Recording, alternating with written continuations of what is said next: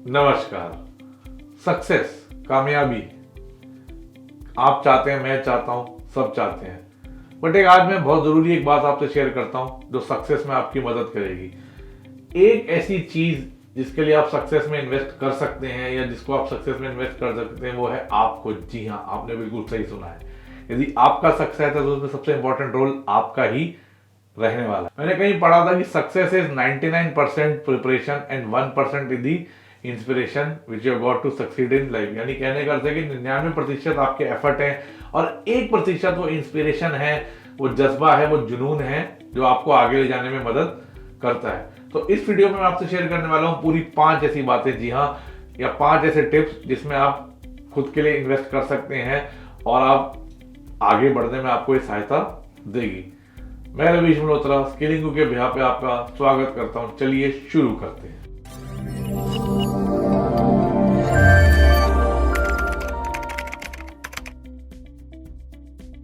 पहला टिप जो मैं आपको बोलने जा रहा हूं वो है इंप्रूव योर स्किल्स। जी हाँ, जिस भी फील्ड में आप हैं, जो भी आपका डेजिग्नेटेड फील्ड है, उसमें जितने भी आपको और स्किल्स लगने वाले हैं या स्किल्स इंप्रूव करने की जरूरत है तो उसमें आपको काम पहले करना पड़ेगा। आपका जो भी फील्ड है, आप डॉक्टर है, इंजीनियर है, मैनेजमेंट प्रोफेशनल है, सॉफ्टवेयर प्रोफेशनल है, अपना खुद का बिजनेस करते हैं, तो सबसे पहले एक लिस्ट बना लीजिए कि आगे बढ़ने के लिए आपको अब और किन किन स्किल्स की आवश्यकता है जिस भी स्टेज पे आप अभी खड़े हैं करंटली, ताकि आपको मालूम तो रहे कि आपके पार्ट टू सक्सेस में क्या क्या चीजें आने वाली हैं या किन किन चीजों को आपको ओवरकम करना है यदि आपको एक सक्सेसफुल करियर, सक्सेसफुल लाइफ आगे चाहिए। दूसरा जो इसी का एक कंटिन्यूएशन में पार्ट है इंप्रूव योर स्किल्स का ही, कि अपनी वीकनेस को एलिमिनेट करिए। देखिए बहुत से लोग क्या करते हैं, अपनी स्ट्रेंथ बढ़ाते रहते हैं बट वीकनेस पे फोकस नहीं करते, उसको एलिमिनेट करने की कोशिश नहीं करते। मैं आपको ये बोल रहा हूं कि वीकनेस को एलिमिनेट जो है आप करिए। एक बहुत इंपॉर्टेंट चीज, एक बहुत इंपॉर्टेंट स्किल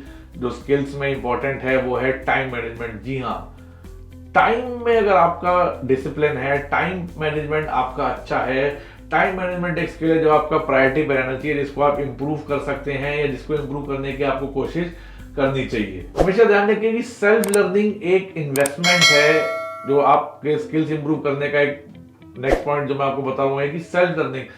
आप आजकल तो काफी ऑनलाइन सेमिनार्स होते हैं, काफी ऑनलाइन कोर्सेज हैं आपके स्किल्स के, आपके करियर से रिलेटेड आपको मिल जाएंगे। आप बुक्स रीड कर सकते हैं रेलेवेंट, आप लिटरेचर कुछ और जो इंटरनेट पे अवेलेबल है कर सकते हैं। मतलब कहने का अर्थ है कि जितना उस पर्टिकुलर फील्ड में आप नॉलेज अर्जित कर सकते हैं वो करने की कोशिश करिए जिसमें आपके स्किल्स को एक इंप्रूवमेंट का चांस मिले। पॉइंट नंबर 2 जिसमें आपको इन्वेस्टमेंट करनी है वो है सेट असाइड पर्सनल टाइम। जी हाँ, बिल्कुल सही सुना।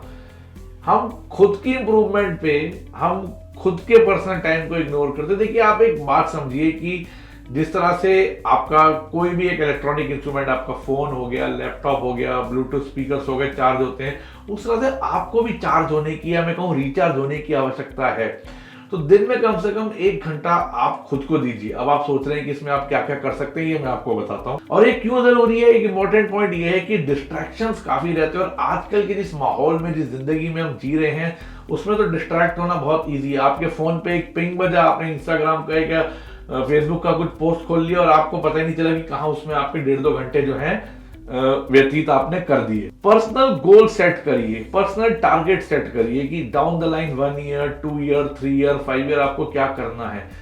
खुद के साथ टाइम स्पेंड करिए। अब आप क्या कर सकते हैं खुद को रिफ्रेश करने के लिए, खुद को ताजा रखने के लिए, जो भी आपकी हॉबी, जैसे अगर आपको ड्राइव पे जाना पसंद हो तो आप ड्राइव पे जा सकते हैं, म्यूजिक सुनना पसंद है, आपको क्रिकेट खेलना पसंद है, आपको स्क्वैश खेलना पसंद है, आपको स्विमिंग पसंद है, आपको बुक पढ़ना पसंद है। कहने का अर्थ है कि जो भी चीज से आप रिफ्रेश होते हैं, जिस भी चीज से आपको एक एक्स्ट्रा एनर्जी मिलती है, वो काम दिन में कम से कम 45 से 60 मिनट जरूर करिए। वो वॉक पे जाना हो सकता है, वो और कुछ नहीं तो आपके किसी प्रियजन के साथ बातें करना हो सकता है, जैसे आपके परिवार में आपके माता पिता, बड़ी बहन, छोटी बहन, आपकी धर्मपत्नी, आपके बच्चे। तो 45 से 60 मिनट ये एक्टिविटी जरूर करिए, खुद को टाइम जरूर दीजिए। अब आते हैं पॉइंट नंबर 3 पे, क्रिएटिव आउटलेट्स, क्रिएटिव एक्टिविटीज पे ध्यान दीजिए। जी हाँ, जितने ज्यादा आप क्रिएटिव होंगे उतना ही आपको आगे बढ़ने में, सक्सेस के करीब जाने में आपको आसानी रहेगी या मैं कहूं आपको मदद मिले। Step out of your comfort zone. जी हाँ, कंफर्ट जोन में जाना है तो वो एक दलदल की तरह है, बड़ा अच्छा लगता है, बड़ा कंफर्टेबल लगता है, बट एक्चुअली में उसमें गेन क्या हो रहा है। एक मैंने बड़ी फेमस सेइंग पढ़ी थी, a ship is the safest in a harbour but are that what the ships meant for. कहने का अर्थ ये है कि एक जहाज सबसे ज्यादा जो है तट पर जो है सेफ है, बट क्या जहाज इसीलिए बनाया गया? जी नहीं, जहाज तो आगे जाने के लिए, आगे सेलिंग के लिए जो है बनाया गया है। अपनी बाउंड्रीज को पुश करिए, अपने आप को चैलेंज दीजिए कि डाउन द लाइन 3 महीने क्या मैं ये काम कर सकता हूं, मैं ये स्किल सीख सकता हूं, साल भर बाद क्या मैं यहां पहुंच सकता हूं। जो भी आपका फील्ड है या जो भी आपकी पर्सनल हैबिट्स हैं उसके हिसाब से कैसे कर सकते हैं ये। फॉर एग्जांपल आप शॉर्ट स्टोरी लिखना स्टार्ट कर सकते हैं, उससे आपकी क्रिएटिविटी एनहांस होगी। आप कोई नया म्यूजिकल इंस्ट्रूमेंट बजाना सीख सकते हैं, आप कोई नई लैंग्वेज सीख सकते हैं, कल्चरल नॉलेज आप ले सकते हैं। इस दुनिया में इतने सारे कल्चर जो है मौजूद है। इससे क्या रहता है कि एक आइडियाज एक्सचेंज होते हैं, जो हमारी बॉडी के न्यूरोलॉजिकल सेल्स हैं उनको डेवलप होने में मदद मिलती है और आपकी क्रिएटिविटी और एनहेंस होती है। फॉर एग्जांपल मैं आपको बड़ा छोटा सा एग्जांपल देता हूँ कि यदि घर से ऑफिस जाने का आने का आपका एक ही रास्ता है तो उसी को बदल के देख लीजिए भाई। वो भी तो आपने कहीं ना कहीं अपनी क्रिएटिव बाउंड्री चेंज करी, और कुछ नहीं हो रहा है तो अपना टूथपेस्ट ही बदल लीजिए, अपना टूथब्रश बदल लीजिए।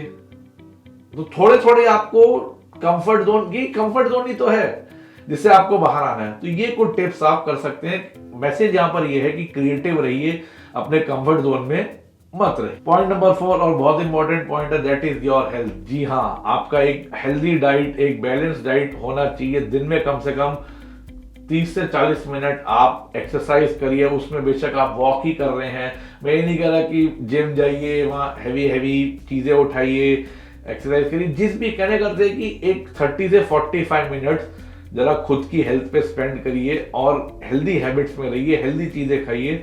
आपकी बॉडी एनर्जाइज रहेगी, तभी तो आपको नॉर्मल से ज्यादा काम करने की एनर्जी आपके पास रहेगी। Last and point number 5 is make a plan. जी हाँ, प्लान बनाइए, उसको ट्रैक करिए, उसको एग्जीक्यूट करिए। आप जो भी काम कर रहे हैं उसका कहीं ना कहीं प्लीज एक रिकॉर्ड रखिए या डायरी मेंटेन करिए, या तो आजकल तो फोन में ऑर्गेनाइजर्स आते हैं इतने सारे, ताकि आप वीक बाय वीक या मंथ बाय मंथ ट्रैक कर सकें, उसको इवेल्युएट कर सकें कि आपने क्या नया सीखा, आपने क्या नया किया। 3 महीने पहले आप कहाँ थे, अब आप कहाँ प्रोग्रेस में पहुंच गए। क्योंकि जब तक आप उसको इवेल्युएट नहीं करेंगे तो फिर आपको पता कैसे चलेगा कि आपकी प्रोग्रेस क्या है। तो दोस्तों, ये मैंने आपसे 5 टिप्स शेयर किए। मैं 5 टिप्स एक बार दोबारा रिपीट कर देता हूं। Point number 1, improve your skills in your respective field. Point number 2, set aside personal time for self. Point number 3, be creative, step out of your comfort zone. Point number 4, concentrate on your health. Point number 5, have a plan and evaluate that plan after periodic intervals. दोस्तों, उम्मीद है आपको video अच्छा लगा होगा। आप comment section में हमको लिख के बता सकते हैं कि आप कहाँ कैसे कैसे खुद पे इन्वेस्टमेंट करने की सोच रहे हैं। आपके और कुछ आइडियाज हैं जो आप चाहते हैं कि इस प्रकार से वीडियो आपको और मिले, हमें बताइए, हम वही वीडियो आपके लिए लेके आएंगे। चैनल को सब्सक्राइब करना और लाइक बटन दबाना ना भूलिएगा। स्किलिंग के साथ जुड़े रहने के लिए धन्यवाद।